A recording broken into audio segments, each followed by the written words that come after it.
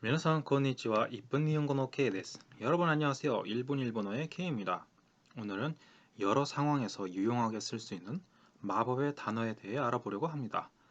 그러기에 앞서서 마법의 단어라는 것이 어떤 것인지 모르는 분들을 위해 한국 사투리를 예를 들어보도록 하겠습니다.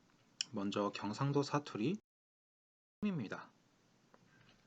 하지마 라고 말하고 싶을 때 좀, 너 짜증나 할 때도 좀, 조용히 해, 시끄러 라고 말하고 싶을 때도 좀, 그건 좀 아닌 것 같은데 라는 뜻에서 좀, 이렇게 다양하게 쓸 수 있습니다. 다른 예를 하나 더 들어보면 충청이 뭐요? 입니다. 보시면은요, 화나거나 놀랐거나 짜증나거나 무서울 때 혹은 감동받았을 때 등등 여러 감정을 이 뭐요? 다 하나로 표현합니다. 이제 마법의 단어가 어떤 의미인지 감이 잡히시나요? 일본어에도 이런 단어가 하나 있습니다. 일본 사투리는 아니고요. 10대, 20대 주로 젊은 층들이 사용하고 30대도 사용할 듯 말 듯한 그런 단어입니다. 그 단어는 야바이라는 단어입니다. 원래 뜻은요, 위태롭다, 위험하다라는 뜻을 가지고 있는데요. 이 단어가 어떻게 다양하게 쓰일 수 있는지 구체적인 예를 들어보도록 하겠습니다. 처음에는요, 즐거울 때인데요. 스스로도 주체 못할 만큼 들뜬 상황일 때 주로 씁니다. 야바이, 야바이 이렇게요. 귀여운 것을 보았을 때 씁니다. 앞에 치명적이라는 말이 생략된 것이겠죠. 치명적으로 귀여울 때. 그런데 재밌는 것은요, 귀엽지 않은 것을 볼 때도 야바이, 야바이 이렇게 말합니다. 못 볼 걸 봤다라는 뜻에서 좀 위험하다, 그런 게 아닐까 싶어요. 잘생기거나 예쁜 사람을 봤을 때도 사용합니다. 이것도 마찬가지로요, 잘생기지 않은 못생긴 사람을 봤을 때도 야바이라고 합니다.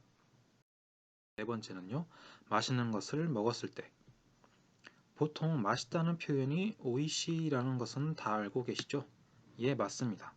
그리고 남자들은 오이시 말고 이 보통 우마이라는 표현을 자주 쓰는데요. 이 두 단어 외에도 젊은 사람들은 이 맛있다고 말하고 싶을 때 야바이라고 말합니다. 한국 삼겹살을 먹고 그래 야바이요 야바이 이렇게 말하는 거죠. 이것도 역시 음식이 맛없을 때도 야바이라고 한다는 점 기억해 주시면 좋겠습니다. 첫 번째는요, 크게 감동받았을 때입니다.